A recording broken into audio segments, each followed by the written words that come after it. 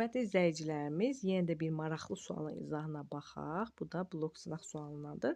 Hər üç fikri hansı sözə aid etmək olar? Kökü isimdir, yarandığı nitq hissəsi isimdir, başlanğıc forması isim deyil.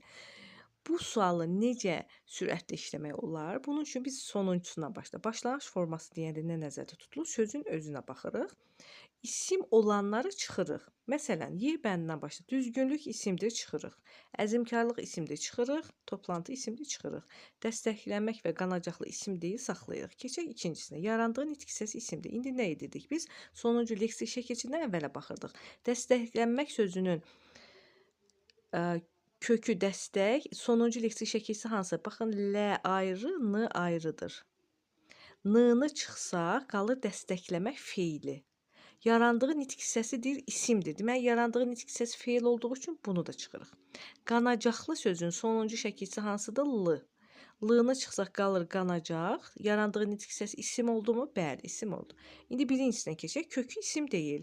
Kökü nədir qanacaq sözünün? Qanmaq. Ona görə isim deyil. Deməli, cavabımız oldu B bəndi.